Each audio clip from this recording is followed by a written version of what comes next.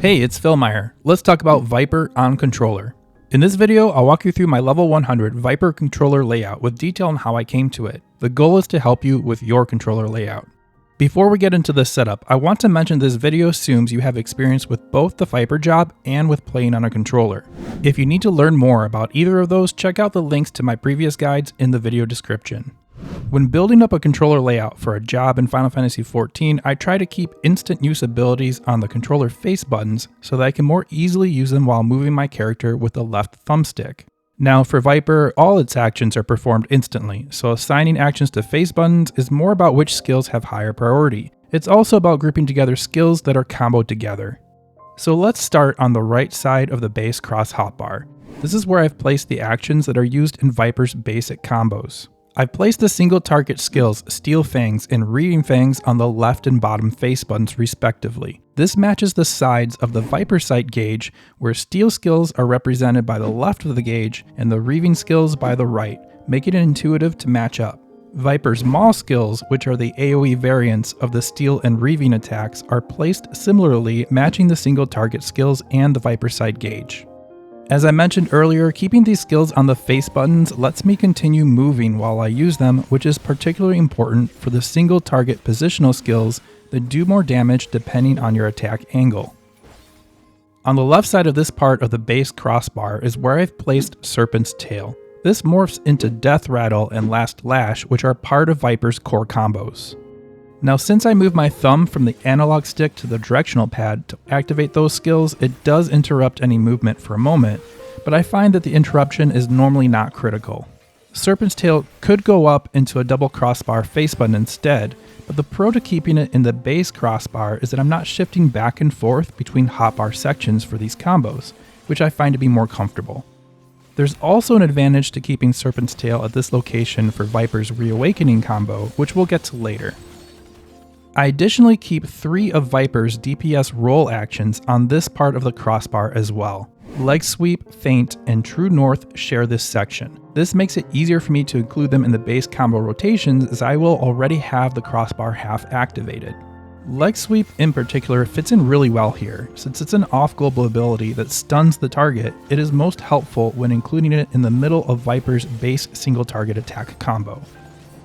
The left side of the base crossbar is dedicated to Viper's Vice Winder and Vice Pit combos. The combo openers are on the D-pad because they are only used once per combo and because they are not affected by attack position. For opposite reasons, Twin Fang, Twin Blood, and the single target attacks Hunter's Coil and Swiftskin's Coil go on the face buttons. The coil attacks do more damage when performed from the correct position to the target. Specifically, Swiftskin's Coil does more damage from the rear, so I placed it on the bottom face button to match with that. Hunter's Coil goes on the left face button as it will do more damage from the target's flank. These locations just help me remember the association.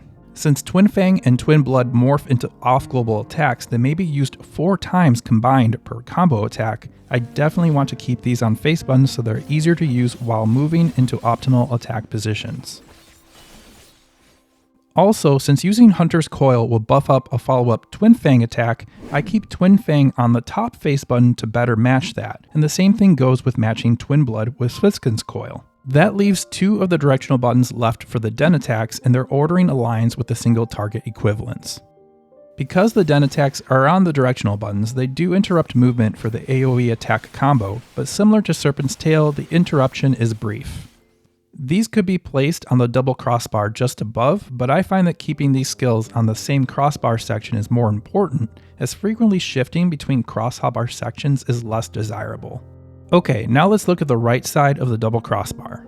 Writhing Snap goes on the left face button here. When I do find myself maintaining distance from my target, usually because I'm dodging AoEs in a fight, I can shift up into the double cross hotbar and continue attacking with Writhing Snap. In general, I use the left face button for my primary attack on most of my controller layouts, so this feels most natural to me. Similarly, Uncoiled Fury goes on the top face button as it is another ranged attack. This position also helps it match up with Twin Fang and Twin Blood, but we'll come back to that in just a little bit. Slither is on the up directional button for a couple reasons. The primary reason is that having it on the same hotbar section as Viper's ranged attacks makes it quicker to use when I'm ready to move in close to my target. So I can maintain attacks at a distance, and when I'm ready to close in, quickly tap the up button to get into melee range. Reawakened is on the right face button here because it is used less frequently than Viper's core combos, but when it is used, it feels better to have it on a face button so that I can maintain character movement. Reawakened opens up Viper's longest combo chain, but we'll come back to that part in just a moment as well.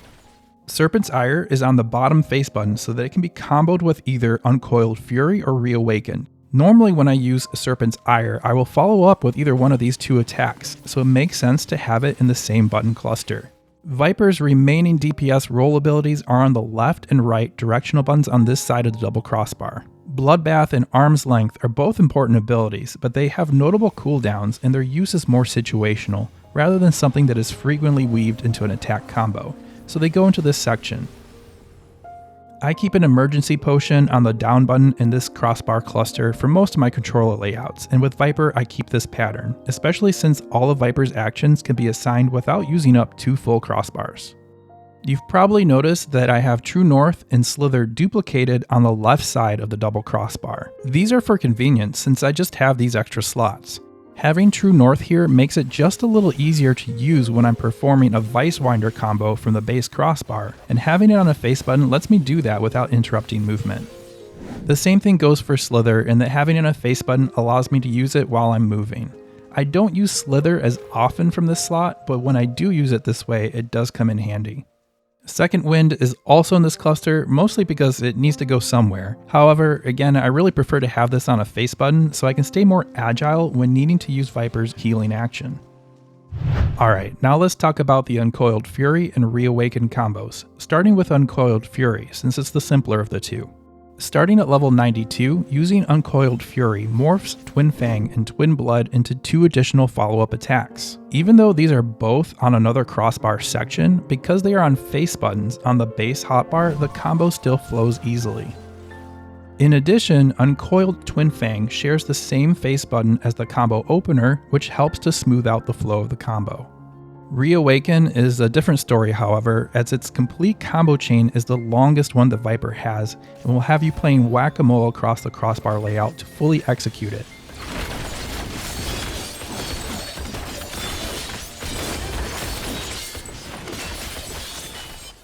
In my opinion though, that is part of the fun of this combo. Properly landing it feels like an attack string out of a fighting game, which is engaging.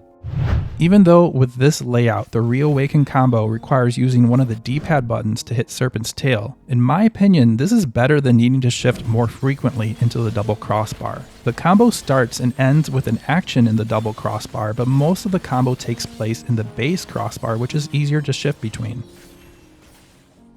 Now the last thing I'll mention for Reawaken is that if you really wanted to, you could opt to duplicate the actions used in the Reawaken combo on the top left double crossbar instead of having the redundancy of the roll actions I placed there. This would make it possible to hit the combo without needing to shift crossbar sections as much, but I personally don't find doing so to be worthwhile. So 2 more points to make before I end the video. I keep Sprint on my expanded hotbar, which, along with other common actions I use frequently, is shared across all of my jobs. I keep Limit Break and other less frequently used combat actions on a third crossbar that I can manually change to. This helps to ensure I only use Limit Break when I really mean to, rather than hitting its button by accident. So that's my current level 100 Viper controller cross hotbar layout. I'm pretty happy with this layout, and it really hasn't changed much from when I first started the job at level 80. Thanks for watching this video, I really hope it helped you out. And like always, keep adventuring and take care.